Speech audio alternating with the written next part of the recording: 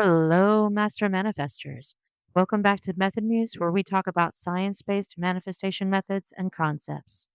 Today, we're talking about accessing and accepting anger and using it in manifestation.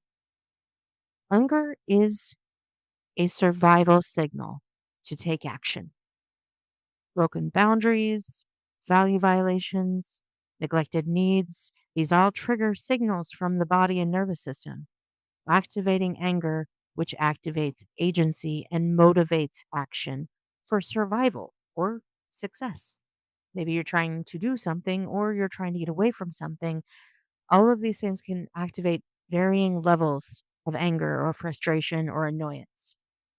Acceptance is the key to regulating and directing anger and using it to manifest. You've got to be able to receive the message as though it's from a friend who wants the best for you. They want you to be safe and successful. You don't react to the source, you respond to the signal. Source has nothing to do with it. The anger is happening for you, telling you something about you. It may be something immediate that you need to do to protect yourself moving away from danger. That could be true. Or it could be, that you need to pay attention to one of your needs. If you're feeling a lot of chronic irritation or annoyance, that can signal, problems with sleep, with nutrition, and rewiring resistance is the key to really opening up and using it and accessing anger. We often suppress these angry feelings because we're trying to protect, our values. We're trying to protect something. We're trying to feel like we're good people. We want to hold on to our social status.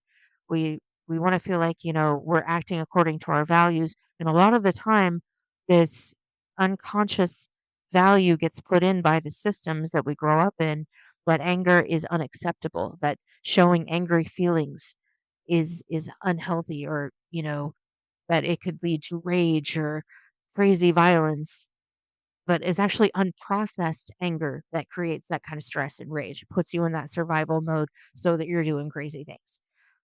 Calmly observing anger relieves the intensity and allows you to direct it. That acceptance is the key to releasing resistance.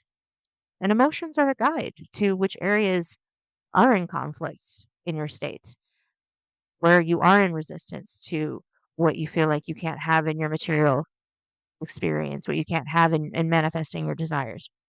Using anger to recognize those elements can help you rewrite the mental stories and adjust those areas of your state that aren't supporting the experiences you want to have.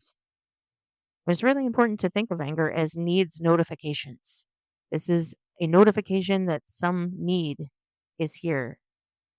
And it might be different levels of intensity. Maybe you just have like this low level chronic irritation that could signal that you need more sleep, that you're not getting enough nutrition, but maybe your health needs attention, or you might have feel like a lot of anger around certain people or situations or places.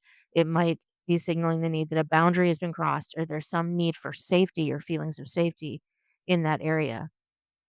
Mood swings are definitely a clue. Annoyance is asking for direction and support, and you can align and regulate your anger by recognizing it as an ally. Appreciate its desire to protect you and give it a safe outlet. Like, you can write down what's making you angry. That often helps organize your thoughts. It makes you open up to see what it is that is activating that emotion, especially if it's happening over and over again, because the thoughts feed the feelings, feed the thoughts, feed the feelings, and it just keeps going. But if you just observe an emotion, it just sort of dissipates. It's like, okay, my message has been received. It's not up to me now. And that's the point of an emotion. It's a signal from your body telling you something's important. You could exercise to relieve some of that stress. You could stretch, yelling into a pillow, some safe outlet where you can release that energy, because it needs an outlet. It needs to be freed up. Otherwise, it sits in the body as stress.